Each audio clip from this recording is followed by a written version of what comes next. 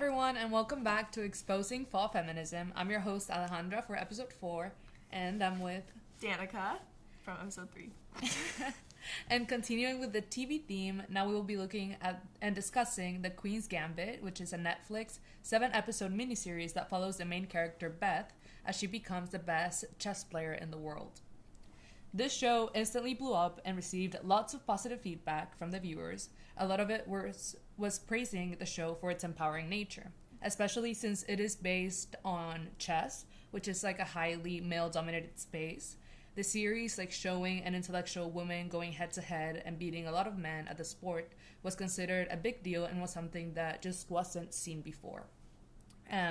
Still, as everything in media, it also received a lot of negative feedback from the viewers, saying that many of the scenes complied with the male gaze and followed the Lara Mulvey framework of objectifying and over-sexualizing the main character and, well, the female characters.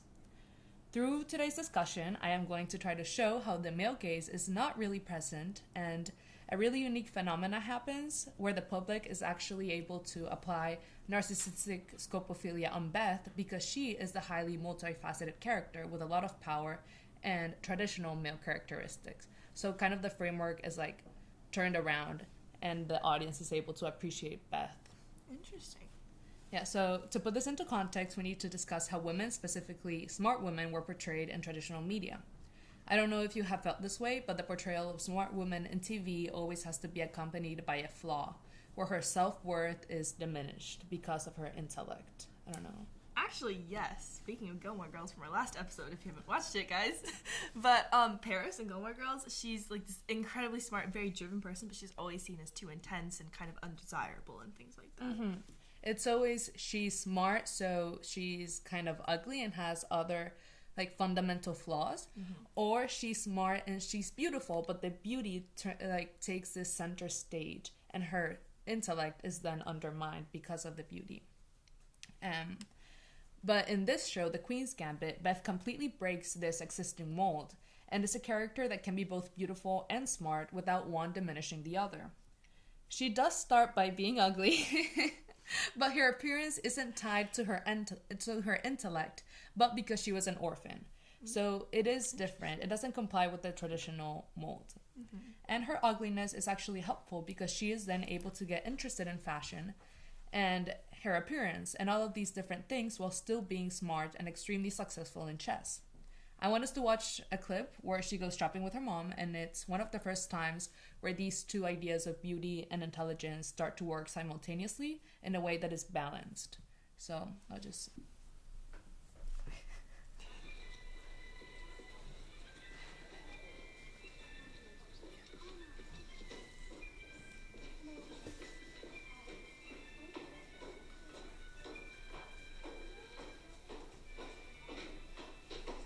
They have chess sets. We can stop on the way back down.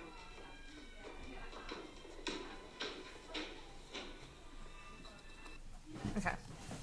Right, so this scene sort of complies with these two ideas, and we can see that Beth is interested in fashion and in appearance by the way that she's interested in the mannequins. I don't know if you saw that. Yeah.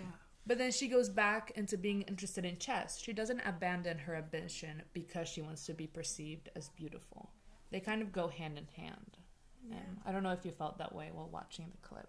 Yeah, that was interesting because they like immediately they showed both consecutively, so it was like they're tied together. They're both like they both exist in the same person. And she's like this like complex character. Yeah, I did get that vibe. Yes. Yeah. And this happens throughout the show, where she has space to be both beautiful and have a good social life and still be insanely smart, successful, and driven. Now for the problem that some people have with the show, it actually happens in tandem with her becoming more beautiful. And she has these romantic relationships with men who knew her when she was young and ugly, and then start to get involved with her once she becomes beautiful. So a lot of the criticism that comes from this is that they sort of place her worth within her appearance.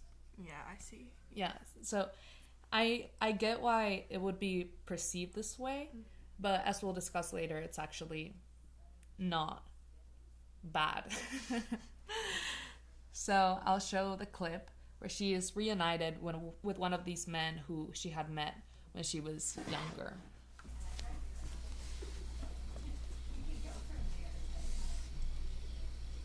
Excuse me, miss. What happened to that gawky kid who kicked my ass 5 years ago? Apparently she grew up.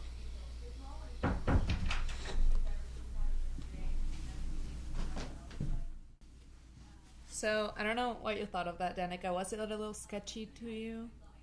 A little bit. I feel like, honestly, if somebody said it to me, I'd probably be a little bit annoyed. Like, that was just kind of a weird thing to say, and it's also, like he's saying that, oh, she grew up, and he's specifically referring to her appearance, but he doesn't even mention, like, anything else about her, if that makes sense. Like, her personality, her brain, her intellect, all that stuff. Like, he completely disregards it. Yeah. If that, I don't know. Yeah. I get why that would happen, or why viewers would interpret that scene in that way. But in other scenes, it is actually the opposite. Because although it seems problematic, it is not problematic because Beth is the one that holds the power within the show. Because of her multifaceted personality, she takes the center stage and creates a dynamic where she is the one initiating the relationship, and the men sort of revolve around her. It's kind of the opposite of what happens in Gilmore Girls, which is funny. Interesting. Yeah. So I am gonna talk about one more scene. No. I just wasn't ready.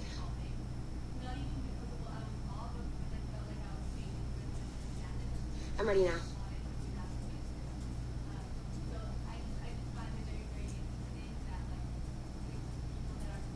Now or never.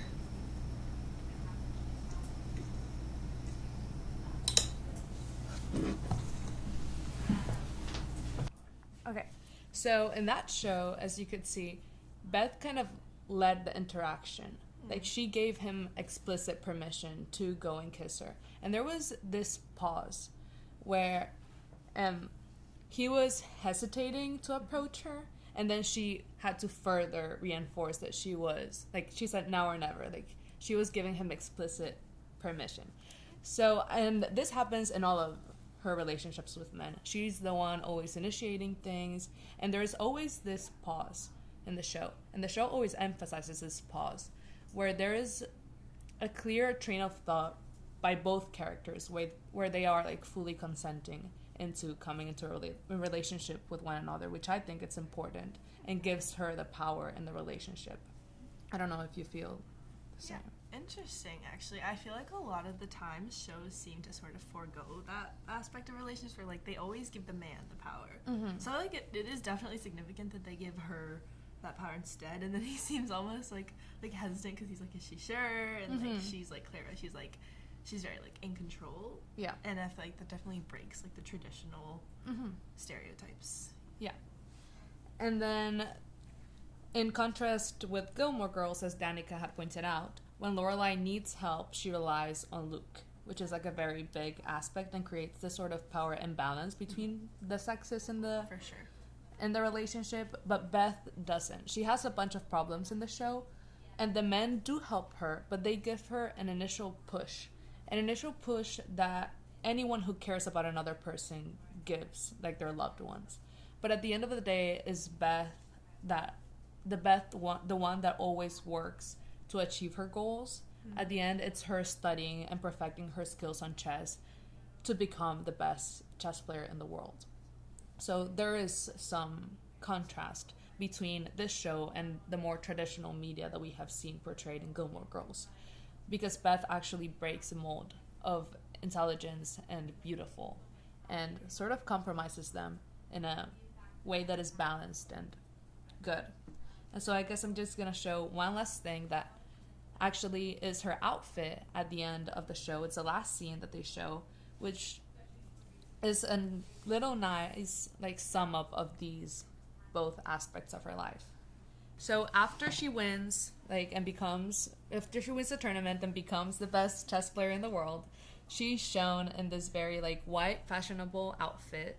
She's still in Russia, and as you can see, she is like beautiful. Like the outfit is nice. She looks clean. She looks polished. But her outfit is actually fashioned in a style similar to the like queen piece in chess. Wow. Which just sort of goes to show that she is the most powerful character in the show, like the queen in chess is the most powerful piece in the game. Wow. So that's like really nice. Yeah, that's really cool. Yeah. Interesting. I think that detail is a very important one too. Yeah. That establishes her as a powerful figure.